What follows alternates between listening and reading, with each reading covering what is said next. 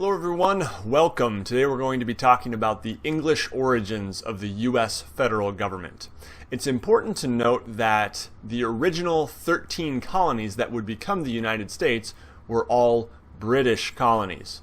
There were other countries that had colonies in North America, South America, Central America, but these 13 were all British, what would become the United States. So it makes sense that we would find a lot of our origins for our government in British government. It's not to say that there weren't contributions from other places, other people, and societies.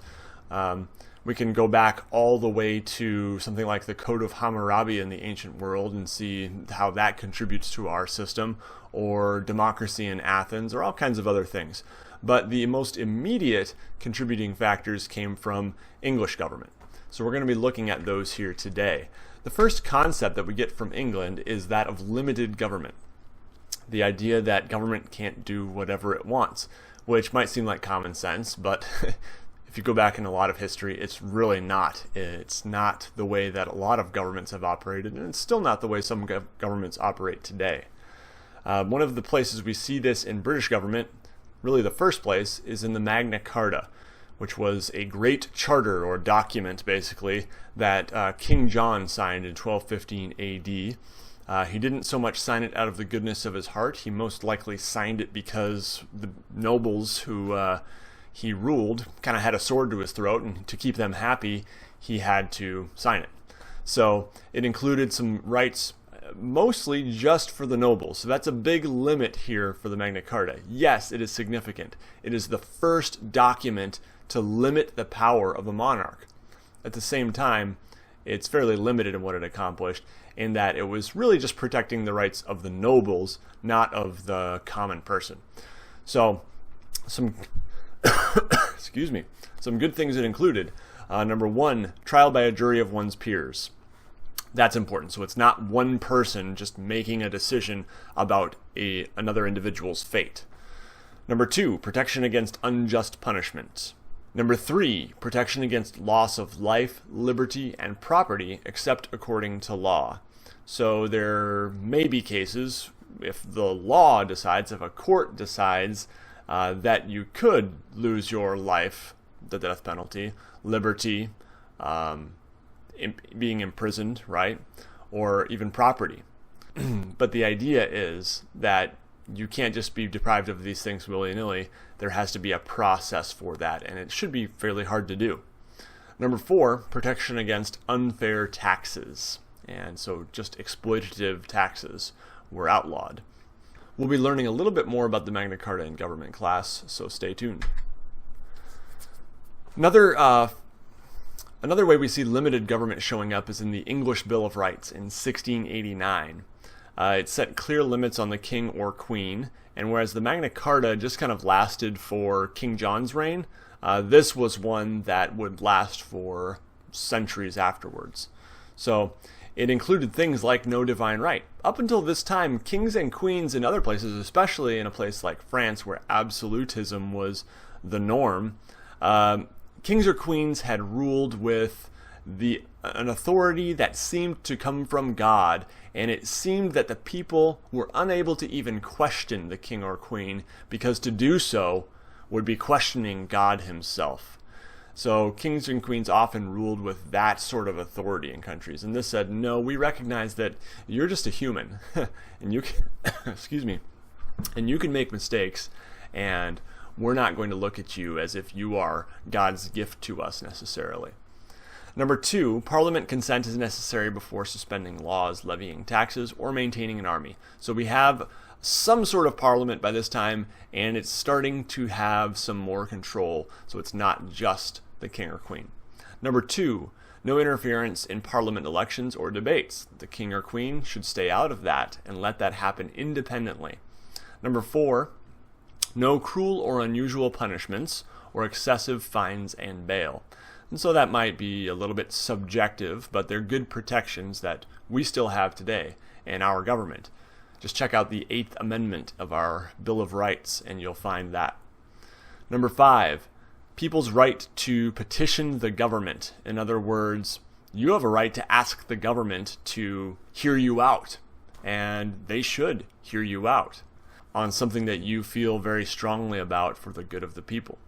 Number 6, the right to a fair and speedy trial by a jury of peers. And so we see that showing up again. Fair trial, a speedy trial, so it's not drawn out over years and years, and by a jury of peers once again. An important right that shows up again in our Bill of Rights. Next, we have the concept. So that first one was limited government, now representative government. The idea here is Parliament. What do we have instead of Parliament in the US? We have a Congress, of course. And that's something that we took directly from the parliamentary system that Great Britain had. So England had a parliament by the 1600s. It wasn't the official parliament that they have today, I think, until 1707, but they did have some kind of parliament much earlier. Parliament had gained control over the king's power of taxation, excuse me, and had established its right to pass laws on its own as well. So Parliament is starting to gain more and more power. It's not just the king or queen.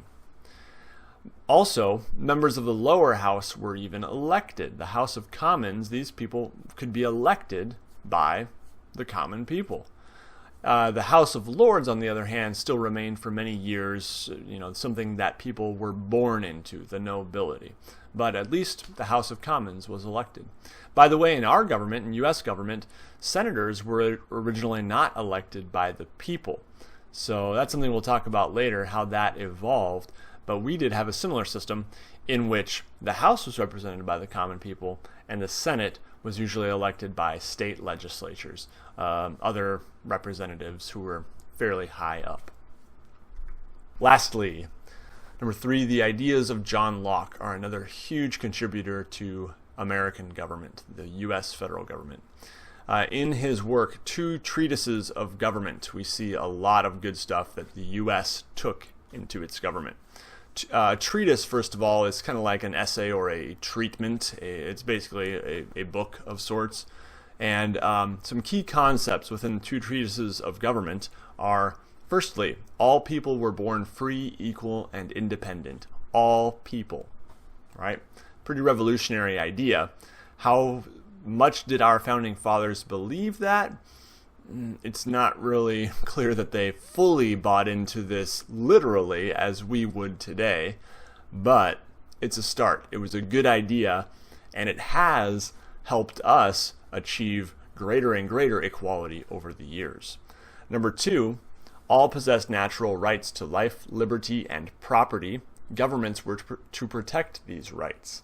So the job of government is not to maintain its own power. The job of government is to protect our rights, our right to life, liberty, and property. These are things that show up in our Declaration of Independence, of course, slightly reworded, right? Not life, liberty, and property, but life, liberty, and... Say it. Go ahead. Very good. The pursuit of happiness. So, tweaked it a little bit, but same concept. Number 3, this idea is very important. If government did not protect these rights, people could change their government. So the idea is, if government's not doing its job, you have a right to try to change it, to get involved, to even overthrow it, perhaps. And so that's a pretty big deal. The idea of the consent of the governed comes in here. That government is legitimate only so long as people continue to consent to it and to say that, yes, it is good. That doesn't mean, we've talked about this before, but that doesn't mean we necessarily agree with everyone who's in office and every decision they make. No, that's ridiculous. Of course not. But there is generally some consensus, some belief and faith in the system, at least enough to not want to go out and violently overthrow it or organize for that sort of thing. So these are all ideas: limited government, representative government, and many of the ideas of the political philosopher John Locke that have contributed to our U.S. federal government today. Thanks for joining me for this one, and if you have any questions, do let me know.